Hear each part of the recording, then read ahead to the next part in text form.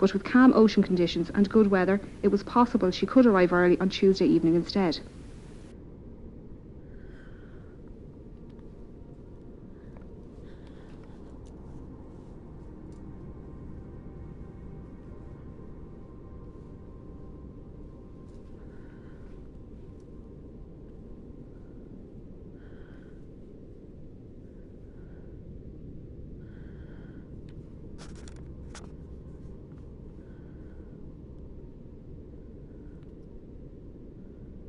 The night of the 14th of April was moonless, and a light fog was developing on the horizon.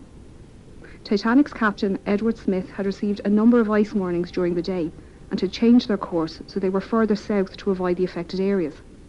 The captain retired to bed, and First Officer William Murdoch took charge of the bridge as officer of the watch.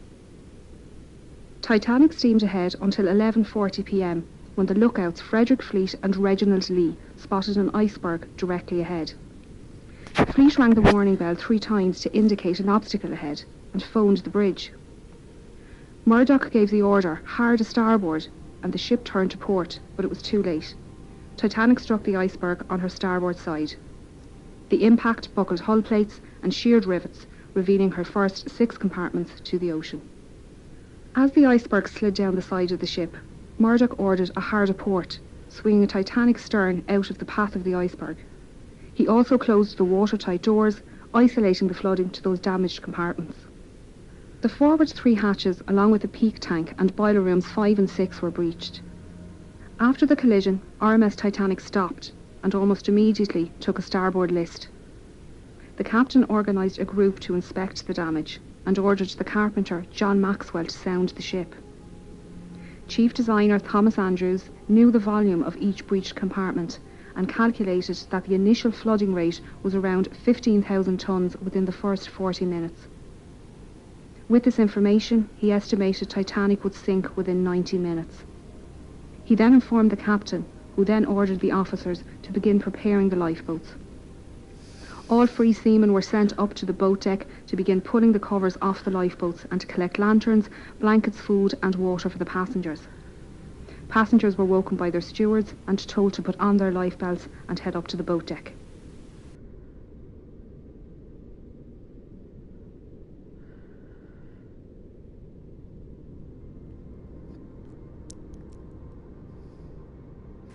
Titanic carried just 20 lifeboats, 4 more than required by the regulations outlined by the British Board of Trade.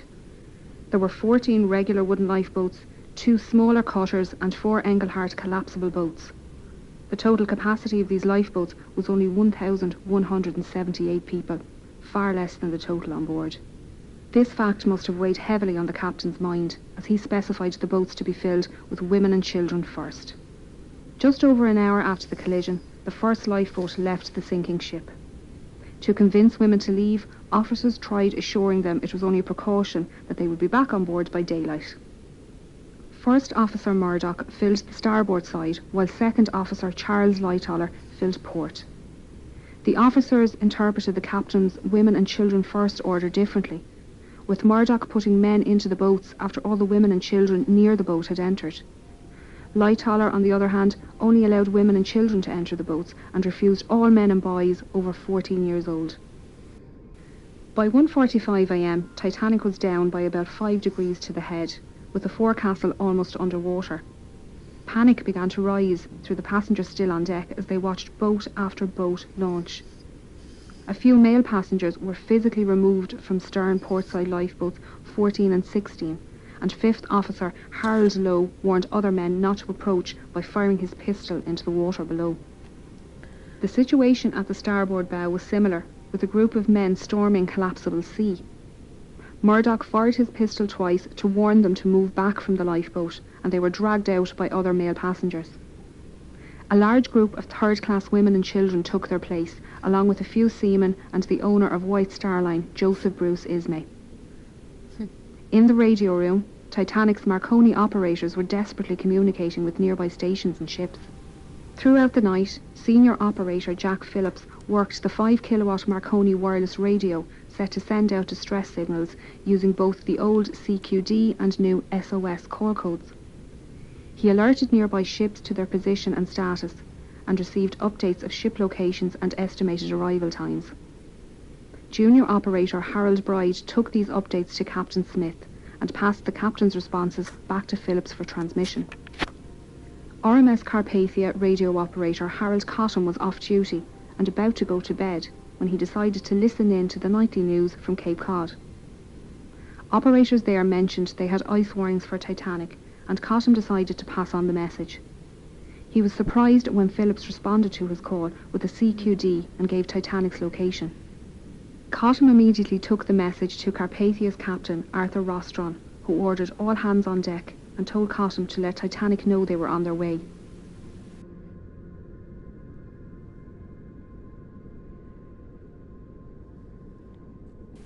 As the water reached the boat deck, the operators left their station, with Bride heading towards the port bow and Phillips to the starboard stern. Murdoch and 6th Officer James Moody were standing on the starboard side, loading collapsible A into the davits. Lightoller was on the officers' quarters rooftop, removing collapsible B, when the bridge suddenly ducked under the surface. Waves washed over the decks, carrying people and the collapsible lifeboats into the ocean. The forward funnel collapsed at its base, with the resulting wave crushing the starboard bridge wing and those swimming in the water nearby. The stern rose out of the water, peaking at an angle of around 15 degrees. This placed stress on Titanic's keel, which buckled and twisted, tearing the ship in half and sending the waterlogged bow plummeting to the ocean floor. The tear wasn't clean, with decks failing to hold on at varying positions. The stern, now rapidly filling with water, bobbed on the surface for a few minutes before slipping under. RMS Titanic was carrying an estimated 2,208 passengers and crew, with only 712 surviving the disaster. Those who survived spent the night floating in darkness until RMS Carpathia arrived around 4 a.m. Captain Rostron had pushed the Cunard liner to break her speed record, but it wasn't enough. Titanic had sunk before Carpathia arrived, and they found 20 lifeboats at Titanic's location. Unfortunately, the exact number of victims is unknown, as there were many last-minute ticket purchases and cancellations, and that documentation was lost along with the ship. Of the 1,317 known passengers, over half were travelling third class or steerage as it was known. These passengers couldn't access the boat deck without entering second class or crew areas, meaning many were unaware how to get to the lifeboats and escape the sinking ship. First and second class passengers had no issues making their way to the boat deck, as staircases provided both classes direct access. Many expeditions to find and raise the wreck were proposed over the years, with the exact location of her wreck being unknown. Titanic's coordinates sent out in distress on the night of the accident had been incorrect. On the 1st of September 1985, a Canadian-French team were searching the area when Dr. Robert Ballard came across some small debris. He followed the trail, which led him to a boiler and eventually the wreck. His discovery confirmed suspicions that Titanic had in fact split, and there was no hope of raising the wreck as a whole. Scientists and historians have long argued for and against the recovery of artefacts from the site, with many agreeing the site should be treated as a mass grave. Although it's predicted Titanic's wreck will disintegrate within the next 20 years, her story will intrigue generations to come.